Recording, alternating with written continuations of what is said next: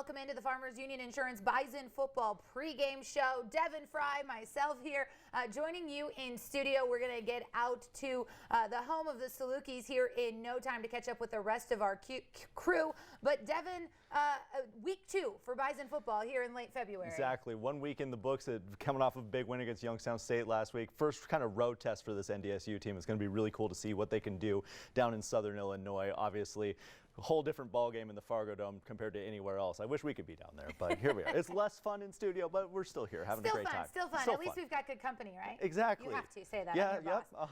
Right. You know, and I feel like last week just barely scraping the surface when it comes to the NDSU game plan. You know, Zeb Nolan didn't really get to see him completely unleash himself when it comes to his capabilities. We know Zeb Nolan can throw the ball. We've seen it at practice. We've seen it in the Twitter videos when it comes from Bison Nation, when it comes from NDSU football. To be able to see Zeb Nolan really let loose a little bit, I kind of want to see that this week. Like, show me a little bit of it, right? I feel like the NDSU coaching staff disagrees with you. I feel like they kind of want him to make his reads, because that was something that he even admitted in his press conference after the game last week. He kind of missed some shorter reads. There were some fullback flat routes that were open that instead Zeb was trying to send it downfield. Which you have to admit, when you got here, when you started covering NDSU football, you were really excited to see that fullback on there. It's not something that every football team still does these days. More and more are starting to do it again. Right. But Iowa State didn't really utilize that fullback look a lot, and so maybe not what Zeb Nolan is most used to, even despite being in that team room, even despite his time in NDSU football. It's not that comfort zone for him. Right. So he's just really got to settle down, kind of make the shorter reads. They'll be open. There'll be open stuff in the flat, and then you can send it downfield, which is where the highlights are. We ran the ball a lot last week. So much, which was really cool to see the running back kind of by committee approach. Both running backs that filled in. Obviously, Kobe Johnson couldn't have known what his load time was going to be coming into the game, but he did a great job making up for it, finishing with over 100 yards and a score there. So really great showing by their running backs last week. It's going to be really interesting to see what they could do down in Southern. Well, speaking of Southern, let's head down to Southern Illinois to meet up with the rest of our crew. Lee Timmerman, Ryan Gellner, and Kyle Emanuel down at Southern Illinois. Guys, how's it going? And a very good afternoon to you, Beth. 54 degrees, the sunshine is out, winds at 7 miles an hour. Guys, this is a beautiful afternoon for football. Yeah, I'm happy to be here, and I know they're getting some better weather back in North Dakota, but it's definitely nice to thaw out a little bit down here in Carbondale. Yeah, this is absolutely awesome. This would not have happened a couple of weeks ago because like the ice storm this was kind of the epicenter. In fact, because it's warmed up here, I know that this morning I was hearing they actually have some flood warnings from melting snow, and down by Paducah there's also some rain that just passed in. It's supposed to rain today. Miss us, but rain near here. So I know just weather-wise locally they're talking about a little flooding, but not here today. There is a little bit of breaking news, guys, on the Southern Illinois side, and that is their starting quarterback from a week ago, Lee, is on the shelf today with sore ribs.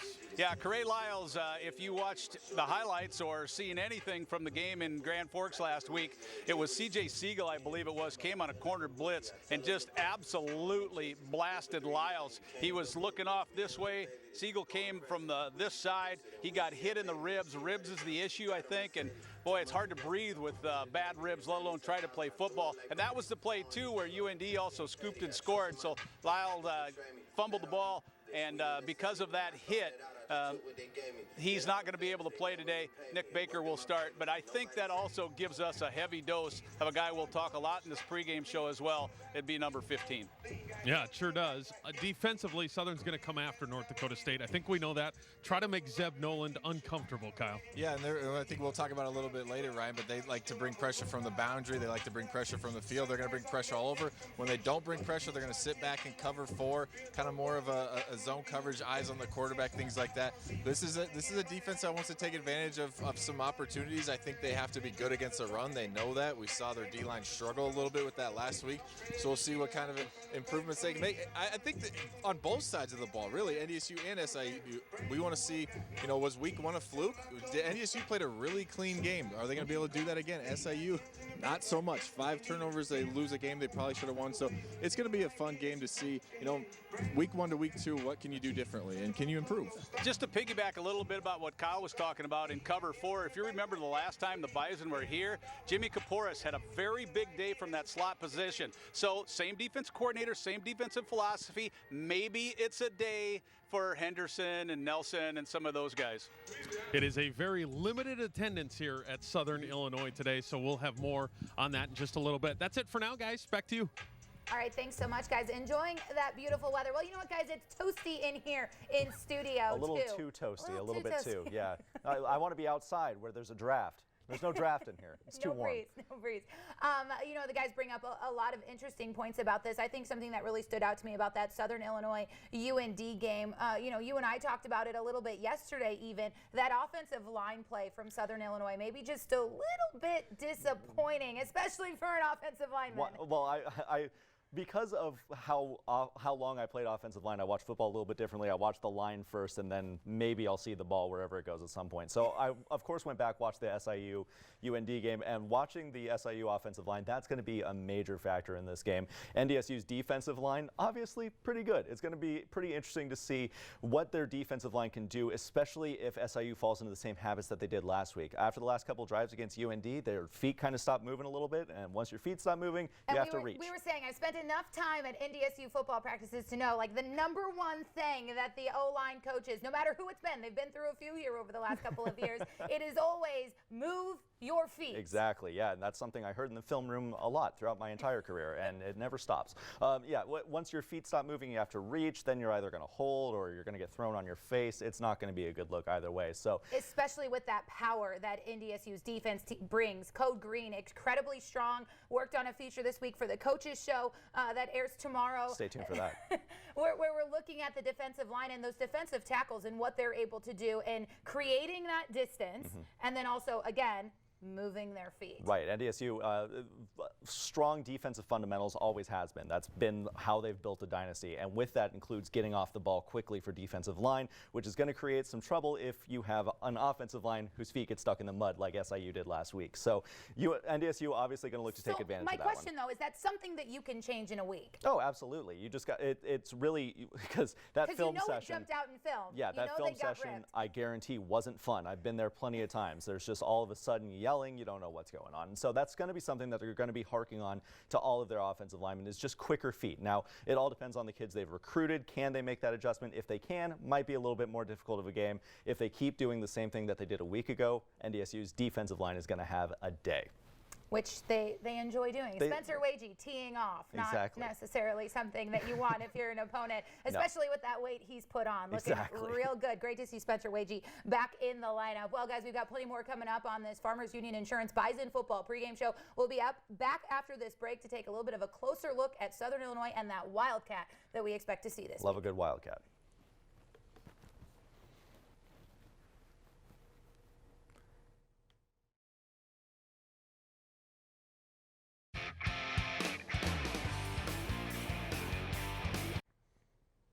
Welcome back into the Farmers Union Insurance Bison football pregame show. North Dakota State in Carbondale, Illinois. I always get excited when they play Illinois teams, and then I remember Carbondale's a really long way away from where I'm from. Anyway, Zeb Nolan there getting ready for his second start with the Bison football team, ready to take on Southern Illinois. 0-1 SIU here taking on the Bison today.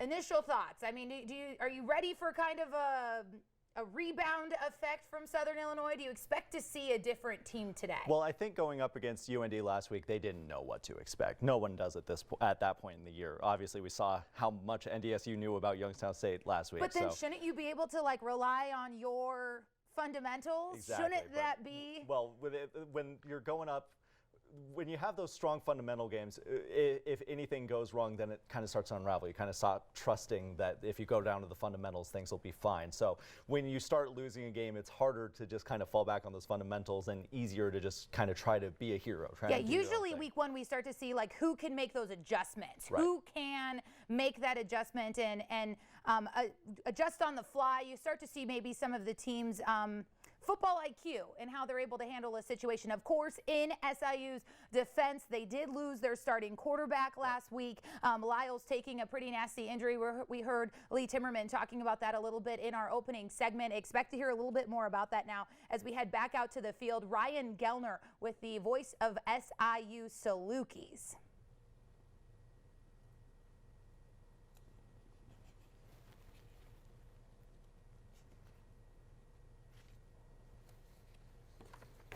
It was all about turnovers. SIU gave the ball away.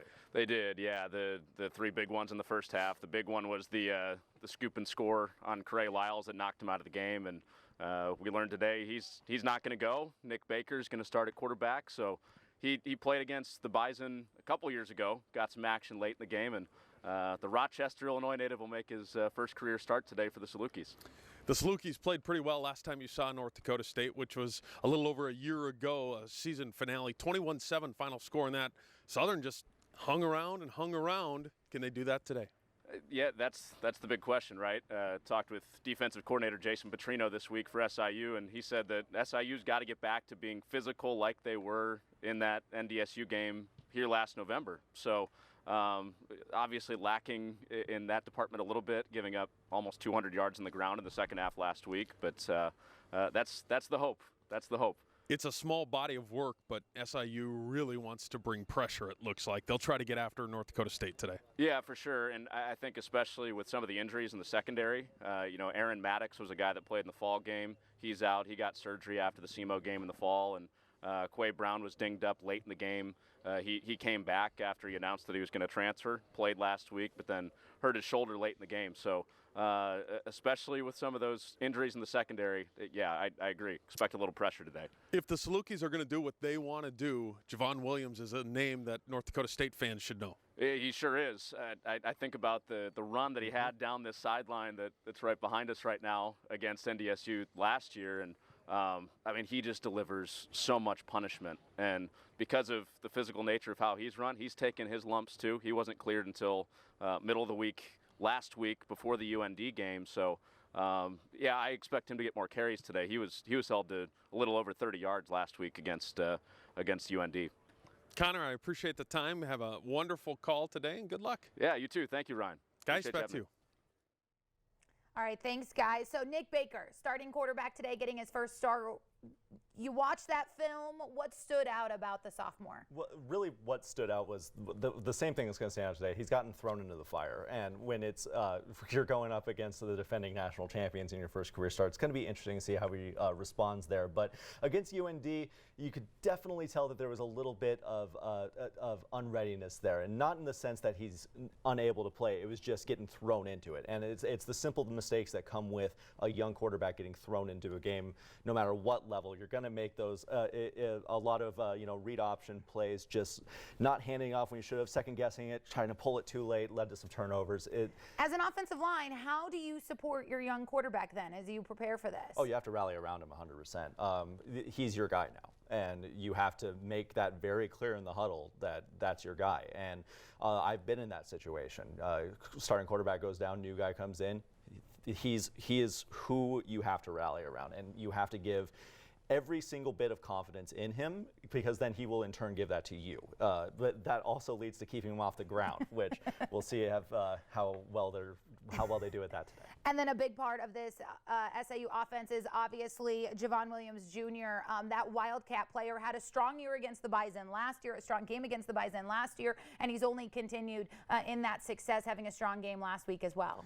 SIU really did try to establish the run last week, and whether it be through Wildcat or anything like that, I'm curious to see how much of that was because they lost their starting quarterback, or if that was part of the game plan. I think we see a whole bunch more of it. I mean, again, because if you're dealing with that uncertainty in Baker, maybe a little bit of that lacking confidence, you're going to want to establish that and go, where your success is. And knowing that they had that success against NDSU last year, I expect them to try and go for it again really early. Of course, if there's anything NDSU does well, it's adjust. And so I'm expecting to see maybe some struggles for them in that department this year. Well, we saw how well NDSU defended a very run-heavy team last week. Youngstown State ran themselves out of the game last week. They just kept running the football even into the fourth quarter when they were down by 3 scores. So we saw what NDSU was able to do against a team that was really focused on establishing the run. I think it's going to be a very similar situation. situation. Well, and then I think another part that really impressed me about Southern Illinois in that NDSU game or in that UND game last week, and then again really impressed me last year against NDSU in that season finale was their ability on that defensive line. I thought that Southern Illinois defensive line showed a lot of really good promise last year. A lot of switches, just a lot of movement. They do a lot on that defensive line. And when you're going up against a team that's as fundamentally strong with a young quarterback like NDSU is, that's what you have to do. You have to move some players around. You have to play some positions that may or may not be on the field all the time. You know, have a nickel back there, whatever you can do. Just really kind of try to create some confusion against the offensive side, because NDSU has been falling back on the fundamentals. That's what they do whenever they have to rebuild under a new quarterback. They go to fundamentals, and they're very good at it. So when you're going up against that on a defensive side of things, what you have to do is create some confusion there. Try to get them out of that comfort zone. Well, and then of course NDSU always relies on that running game. As anybody, like you said, Southern Illinois is going to try and do. NDSU always tries and establishes that run game, because that's their bread and butter. That's what they're going to be able to wear anybody down on the line. We're going to talk a lot about that running game coming up after this break while here on the Farmers Union Insurance Bison Football Pregame Show.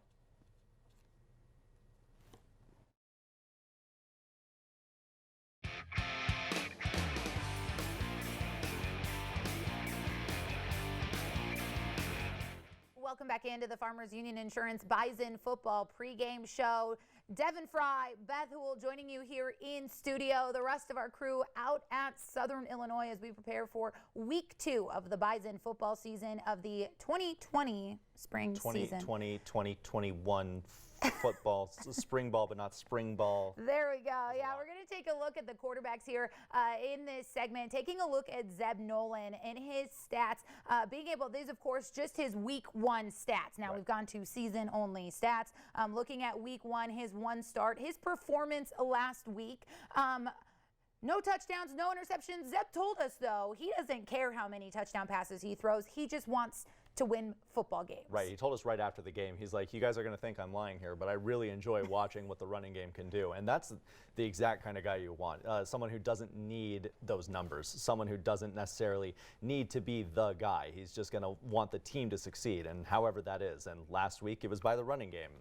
This week, maybe through the air. Who knows? And then Nick Baker, taking a look at him here, the starting quarterback, named the starter this week for the Salukis. Of course, not sure leading into this game if it would be Corey Lyles or Nick Baker making that start. A little bit of gamesmanship, hiding that announcement until today that Nick Baker would be making the start here. Of course, some numbers from his performance last week against North Dakota. Certainly not a bad showing out there. Obviously, the 2 interceptions tend to take away from the 153 yards through the air, but that's what people are going to look at first, is the 2 picks. But they were playing from behind I think the entire time he was in. So really going out there and slinging it. I want to see what they can do. I'm going to be very interested in seeing what Nick Baker can do in his first start there at SIU. No pressure making your first start against the defending national champions NDSU Code Green defense. I'm sure he has felt the preparation in this one. Yeah, no pressure at all. I mean, why would you be stressed about that? It should be fine. Moving on here to the Bison running backs, taking a look at Kobe Johnson and Jalen Bussey. Their numbers from last week, stepping up as Seth Wilson taking an injury in one of the first few snaps of the game last week, losing him for the season. These 2 young running backs expecting a lot in this week's game. I really don't think Kobe Johnson was talked enough about last week.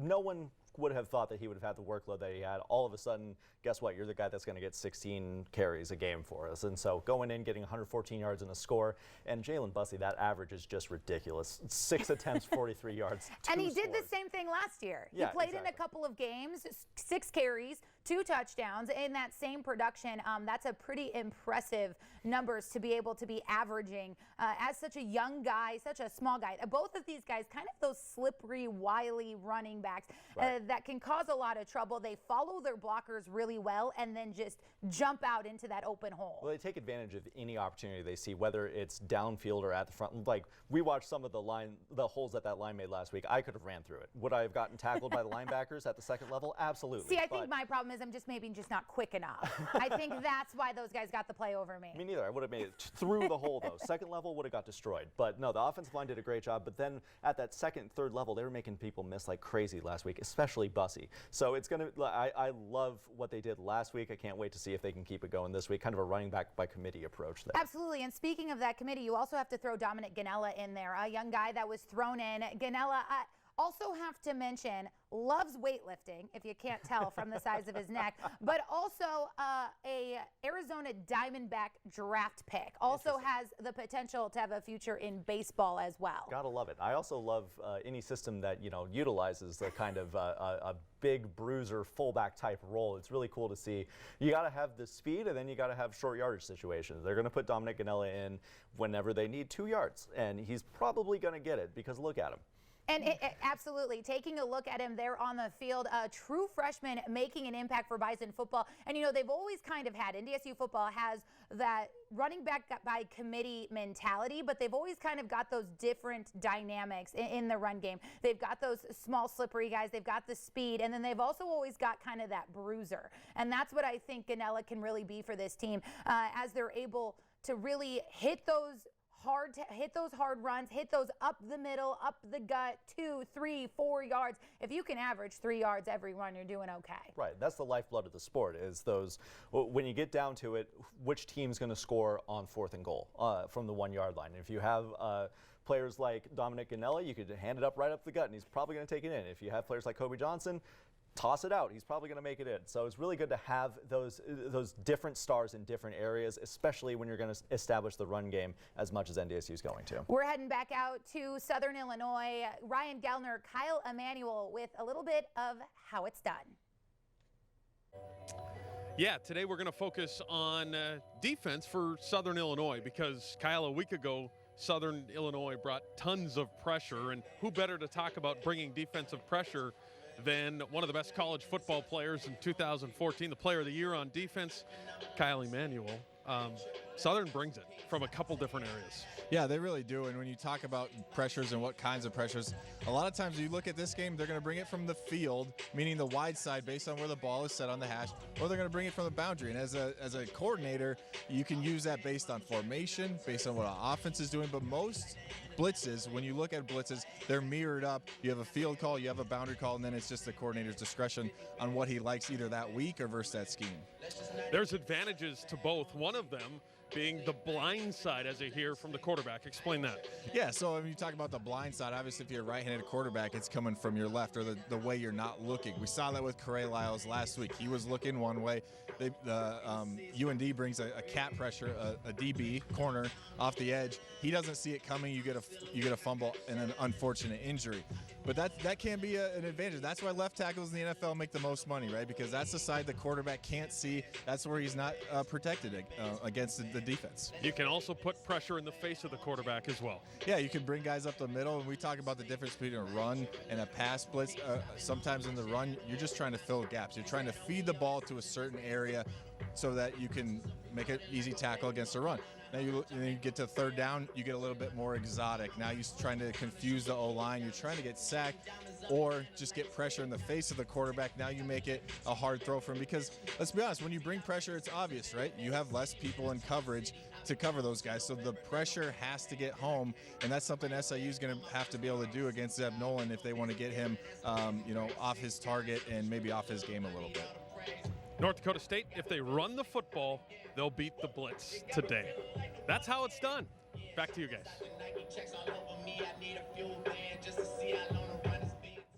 All right, thanks so much, guys. We'll be back with more on the Farmers Union Insurance Bison football pregame show right after this break.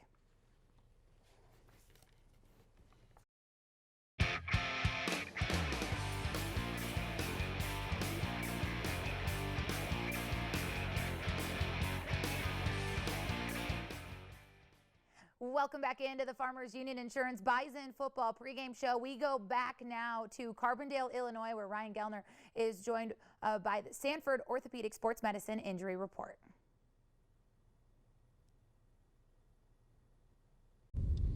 Dr. Bruce Pyatt joins us now.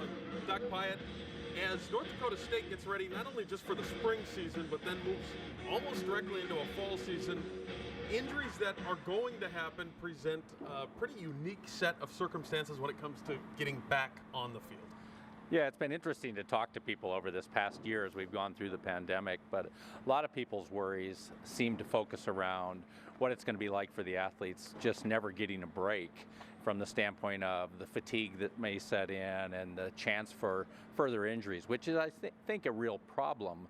But the bigger problem I worry about is the lack of time to really recover from injuries or things that have been dealt with here in the spring season.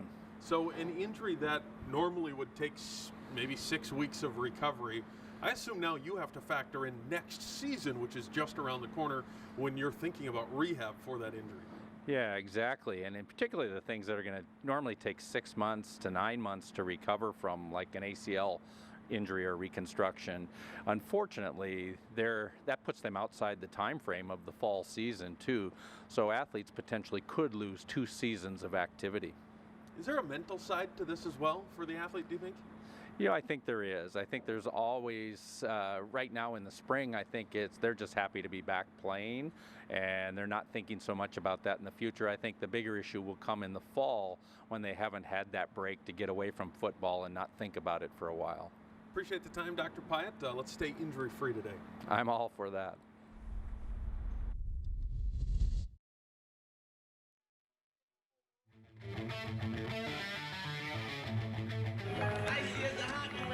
All right, so I'll be on camera here. And this is our injury report for this week. We start at the very top and look at some of these injuries. That first one was Seth Wilson, really what Dr. Bruce Pyatt just talked about. His knee recovery will last until next season, so we'll see what the Bison do with him in the upcoming fall football season. The other 3, same as last week, 2 on offense, out and out for Phoenix Sproles and Zach Mathis. And then on defense, Dawson Weber remains out for North Dakota State. He has a shoulder injury. Time to move into our Dakota Magic Casino keys to the football game. In this football game between North Dakota State and Southern Illinois. And number one is there is room to improve for North Dakota State. It was a short week because the Bison played on Sunday. They now fast forward, have a very fast week, but longer practices this week, Lee. Yes, indeed, Ryan. Ryan. We have you from up here in the booth. Yeah, it is a short week. It's so unusual to play a Sunday college football game, which is certainly what NDSU did last week. And then there is a mandatory day off for the players, and that day was Monday. And so everything that you usually get done on Monday, then you got to try to get that done on Tuesday, and so on and so forth. And plus, Kyle, with the travel day yesterday in there, the Bison did have to get a lot done in a short amount of time, didn't they? Yeah, they really did. And I've been involved in short weeks before, and it's not fun, but usually you just adapt, you overcome, and you make it work. And you know, once you get out here in the field, no one cares about your short week. You got to go out and you got to perform. We have talked about key number 2 quite a bit. That's the Wildcat, but really it's more about Javon Williams than it is about the Wildcat. He is a special athlete, had 3 consecutive 100-yard games a year ago, has 22 career touchdowns. He'll get it done both at running back, out of the backfield, and at quarterback as well. Kyle? Yeah, he really will. I mean, he was, I believe he was runner-up for Freshman of the Year last year. Really talented guy. NDSU fans got to see him a year ago. He played really well against the Bison. And that was one of the concerns with, it's kind of weird, but with the starting quarterback being out, okay, well, now are they going to give their best player the ball even more? I think it's going to be interesting to see, do they let him throw it a little bit more? What do they do out of that Wildcat? We know it's tough because I always call it the +1 running game, right? You have an extra blocker now, and they keep the quarterback in, which is interesting because you can't always key on one that's going to come, so those checks are going to have to come from the players. Yeah, and oh, by the way, Ryan, there's only one player in SIU history who has thrown for a touchdown, run for a touchdown, and caught a touchdown in a single game. Guess who that is? I'm going to go with Javon Williams. You are right. Win. Our key number 3 is take opportunities. If there's anything Southern did last week and showed on tape, it's that they will turn the ball over. Last week alone, 3 fumbles, 2 interceptions. North Dakota State's defense, Lee, has to be licking their chops at the opportunities that may come their way. Well, they certainly are. David Braun, the defensive coordinator, just flat said straight out that if we can pressure these quarterbacks, not knowing whether Lyles is going to play or not, but Baker is going to get in there. But they showed last week, they've shown a little bit in years past that if you pressure them, and what you guys were talking about a little bit about how, that they will make mistakes. So, yes, I think the Bison will come after him today.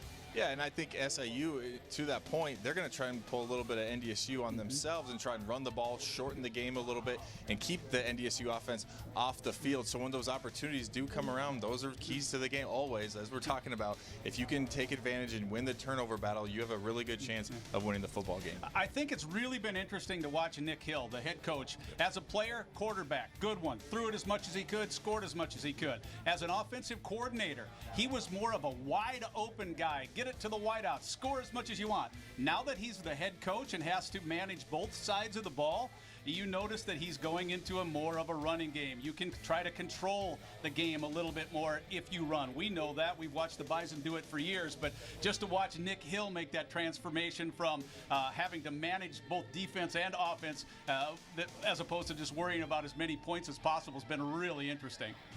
Yeah, you mentioned it there, Lee. For North Dakota State, I think the question is, when do they start to open it up? Because they were able to control the clock last week. That's what they like to do. They were able to run the football, but with a new quarterback, Zeb Nolan, now calling signals, I think everybody wants to know, when will the Bison start to open up their offense? Well, it's going to depend a little bit about which SIU defense shows up. Is it the one that was in Grand Forks last week? Because that defense was terrible, quite frankly. Would it be the defense with a lot of the same guys who was here the last time the Bison were? If that's the case, the NDSU is going to have to throw the ball a little bit to get things done, I think, in the game this afternoon. So which Saluki defense shows up might determine how Zeb Nolan, how many times he has to put the ball in the air. And I think which NDSU defense shows up a little bit too, because the game plan was simpler last week because they knew the defense was playing so well. Offensively, they didn't have to do a lot complicated. So I think that will also determine, what kind of game plan Tyler Roll throws out there this week. And Ryan, and just in case you're wondering, these cute little bracelets that Kyle and I have on, this is either free beer in the press box today or something we need to get in the elevator because of COVID protocol. I don't know which one you think it is.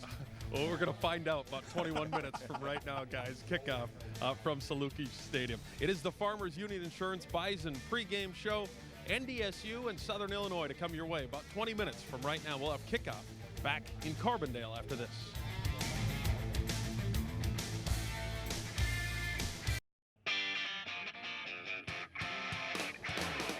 Back in Carbondale, Illinois, we're about 81 miles southwest of St. Louis, Missouri, on a beautiful afternoon for North Dakota State football as they take on Southern Illinois. The North Dakota State, they're riding a 39-game win streak into Carbondale, and this is Herdline News. A win today would tie the Bison for the second longest winning streak in Division I history. Oklahoma won 47 straight games from 1953 to 57. 40 straight wins would tie NDSU with Washington for second all-time. Junior kicker Jake Reinholz was named the Missouri Valley Football Conference Special Teams Player of the Week after scoring 7 points in a win over Youngstown State. His 2-point conversion run put NDSU up 8-0 late in the first quarter. He added a field goal and a pair of extra points. The Fargo-Shanley product averaged over 62 yards on 5 kicks with 2 touchbacks. It is his first Player of the Week honor. North Dakota State offensive coordinator Tyler Roll and defensive coordinator David Braun were each selected to the 2020 class of the American Football Coaches Association's 35 under 35 Coaches Leadership Institute. It's a prestigious program aimed at identifying and developing premier future leaders in the football coaching profession. The Bison, they average 32 points a game. They give up just over 17 points a game. Pretty good on offense, pretty good on defense. I had the chance to catch up with NDSU head football coach Matt Entz this morning.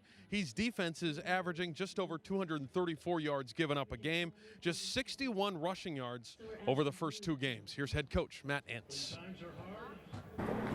Matt, your defense played really well in the first game last week. Yeah, they did. Coach Braun and the staff put together a really good game plan for Youngstown State with all the question marks that were there, and hopefully we can carry that over into this week. There's going to be other challenges that Southern Illinois provides, and our guys got to be ready and got to be ready to adjust on the fly. Offensively, the offensive line really played well again last week as expected. What needs to improve on offense to continue to push this the direction you want it to go? Well, consistency is probably something that every coach talks about, and I know I talk about it quite a bit with our football team. we can't get behind the chains. We got to stay ahead. We can't get into second long, third long situations. So better early down efficiency, I think, can help us sustain some drives. You may see some more pressure this week than you saw a week ago. SIU really brought it against North Dakota last week. Offensive line, tight ends, they'll have to be ready for the blitz today. Oh, of course. Yeah, that's kind of been the MO of the last 3 or 4 teams we've played, is to pressure the Bison. And we need to identify what they're going to hang their hat on from pressures, and then identify what is our best adjustment to it. Is it going to be quick game? Is it going to be drop back, play action, or just run game? And do we want to run into the teeth of it, or do we want to run away from the pressure? You get a beautiful game day today. Weather is gorgeous. How does the first road game change anything you do, anything you prepare for? Oh, it probably is a benefit for us. It heightens our kids' awareness. It gets them locked in a little bit better than maybe a traditional home game would. But for the most part, very little difference than what we would do at home. Just we're sleeping in a different bed. Matt, good luck today. I appreciate it. Thanks. This stadium holds 15,000 people. Today, with COVID protocols, 2,250 tickets available. Just 2,250 tickets available here at Southern Illinois. And it is a very empty house. Bison will have to create some energy today in Carbondale. This is the Farmers Union Insurance Bison pregame show. Kickoff 19 minutes away. Keep it here. We've got much to do before we kick it up for North Dakota State and the Salukis.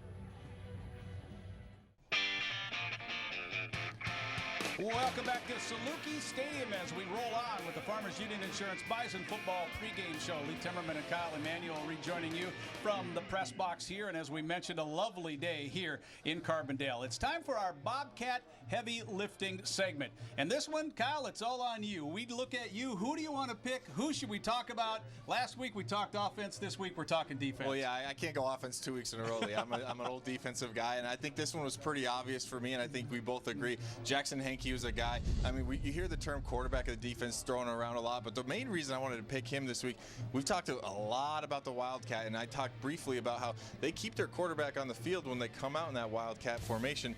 So that's going to be on the players. The players are going to have to notice when he's in the backfield, when Javon Williams is lined up at quarterback, and they're going to have to make their proper checks. You always have some type of check. It's usually some type of cover 4, some type of easy zone where guys can just get lined up and play.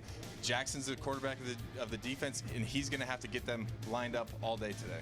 Sometimes it's a verbal cue to everyone else when it's really noisy, which I don't think we'll have it here today. I don't think you have to worry about that. It's something where you hit a certain part of your helmet, but I know in the NFL anyway, you played that linebacker position. Kind of roll through a little bit about what are some of the things that Jackson will convey to the rest of the defense when he sees personnel, that type of thing? Well, the main thing is getting the D-line on the same page, because I've played both. And when defensive linemen, a lot of times, and I was guilty of this sometimes too, when you get your hand down in the dirt, you get in on your key, you don't hear a lot of things. So a lot of times you have to run up there, you have to tap the guys on the hip, make sure they got all the checks.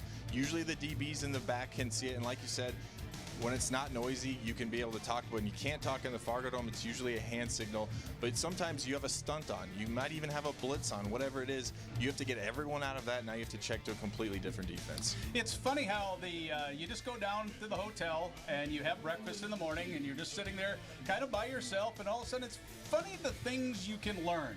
I happened to run into Jackson Hankey's dad down at breakfast this morning, and we were chatting back and forth about his sons and things like that. What I did not know about Jackson Hankey is that last Sunday, after the Bison played their football game, won over Illinois State, Jackson happens to be the skip of a curling team that's in a league on Sunday nights. So after that, and I can't remember the fourth person, but he said Cody Mauk and Gindorf and a fourth person go curl in Fargo on Sunday night. So funny the things you can learn just by hanging out. And I thanked Jackson's dad for just coming up and starting to talk. It's kind of fun. Yeah, the funny thing is, Lee, you didn't even know I picked him as the Bobcat heavy player at that. So it's kind of funny how some of those things work. Curling, by the way, not an easy sport. I've played it a couple of times. Granted, it was on a frozen lake, but that's kind of impressive. I might have to play with him sometime. Well, Jackson plays the linebacker group. Kyle, let's keep talking a little bit about linebackers. And we've mentioned it before on pregame shows and what have you about how that linebacker position in college football especially has changed a little bit because of the how many teams run RPOs. And the reason I bring it up is that with Jazir Cox and along with James Kaiser, this is a defensive unit that is not big. It's a defensive unit that relies on speed, and that's probably the smallest linebacker group until you go back to Grant Olson, Travis Beck, Yep. and Carlton Littlejohn. Yep. That was an outstanding linebacker group, and just as this is, but they rely on speed, don't they? Yeah, they really do. And, I got to toot my own horn, I guess. They were my defensive line a little bit because I played in front of those guys. Yes, they were very talented, but we did our best to keep guys they were off clean, of huh? Yeah, we like to keep them clean a little bit. So, but no, you're exactly right. Linebackers are more and more being asked to do more in coverage, and so the speed is a big aspect of that. And I talked about it last week on the call. Especially in the NFL, sometimes you're going to be asked to guard receivers. You just never know, especially when you play in a matchup zone. So speed, being able to be diverse, is a big part of it. And with talking with Grant Olson about our Bobcat heavy lifting subject, Mr. Hankey, and he said that Jackson really worked hard on his footwork. He got faster. Which is really unusual when you're hitting your senior year of college. Yeah, it really is, and it's scary because he already gets to where he needs to be so quickly. And I compared him to Grant last week on our call, and Grant was the same way. He just seemed like one of those guys. No matter what, he was always in the right position. He was really talk about a quarterback of a defense. Grant was really good at that. So I think it's awesome that now he's coaching a guy very similar to him. And I think I've talked to Grant before about Jackson, and he said if we weren't so good on defense, if we played more snaps like a lot of these teams do, we're out there 90, 100 snaps a game, Jackson's going to have even more tackles. He should be considered for an All-American, things like that. So he's a very talented player, both physically and obviously mentally. Well, you mentioned tackles. You brought it up. In 2019, Jackson had 127 tackles. That is third most in NFL history as a D1 football program. Grant Olson is number 2 on that list. Remember who's number 1? I'm putting him to the test. Is this someone I played with? His first name might be Nick. DeLuca. There we go. Yep. Yeah, I didn't realize that. I got to play with all those guys. Yeah, well, obviously not Jackson, but yeah. But that just goes to show you, right? Like, he wasn't even on the field that much, and he had 127 tackles. That's impressive. Well, that is our Bobcat Heavy Lifting Report. We talked all about Park Rivers, Jackson Hankey. I said senior. I think he's only a junior, believe it or not. Crazy, right? There's 5 minutes and 35 seconds to go on the Coors Light countdown clock as we're getting so close to kickoff here in Carbondale, Illinois. The Bison playing the Salukis. First road game of the year for NDSU. We'll be right back.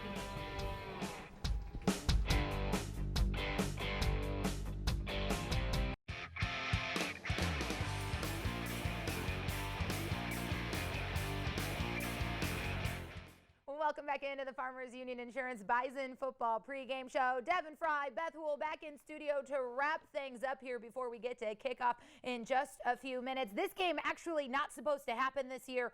SIU not on the schedule for the Bison, and then Indiana State opts out of the season. And so here we are in Southern Illinois this week for a game. Final thoughts, Devin. It's kind of fun how everything works out like that, right? It's going to be a fun game to watch. Very excited to see what NDSU can do. First game on the road with a team that's still really trying to get to full speed. When we talked to Coach Matt Enns last week, he said that they hadn't hit that stride yet, and so they're trying to get to that point. We'll see if they could do that this week, see if they can get up to full speed. And interesting when you think about that first road game. Like, so much goes into it. That first, so much of NDSU football is a well-oiled machine. They made a couple of changes, worked on that short week. What's that first road game like? It's not, I want to say more difficult right off the bat, but it's really not, because at the end of the day, you still fall back on the same things. And especially when you're a young team learning, the road trip's exciting. It's a change of scenery. You get to go into somebody's house and try to win a game, steal a game from them. It's a lot more fun that way. So it shouldn't change too much of what they are capable of doing. We just have to keep the distractions away from the off the field stuff, the travel. Well, and shouldn't be too many distractions. Not a lot of fans there in Southern Illinois. Thin crowds being allowed this year. But overall, really looking forward to seeing what NDSU is kind of forced to do. What Southern Illinois we get out of them. So much in question still about who this team is and what their identity is and what they're going to be able to do. Would love to see that NDSU defense shut down that Wildcat and be able to really cause some problems for Southern Illinois, open things up and allow just those running backs, that Bison. I'd love nothing more than to see. I know I really want to see Zeb Nolan have like a good game and just light stuff up, but at the same time, don't use it until you have to. Exactly. So let's just run that football. Let's see what NDSU is capable of doing and just rely on those classic basics. Want to see Bussy rip off another 60-yard inside zone on his second carry of the game. Maybe a big return. Exactly. Would love all to kinds see of fun it. stuff. It's all possible here on Bison Football. That's right, it certainly is. Well, looking forward to this matchup between North Dakota State and Southern Illinois. We'll be back for halftime for you, but in the meantime, we'll send it back out to Saluki Stadium, where North Dakota State, #1 ranked North Dakota State, taking on Southern Illinois in Week 2. First road game for the Bison. For now, we'll send it back to the stadium.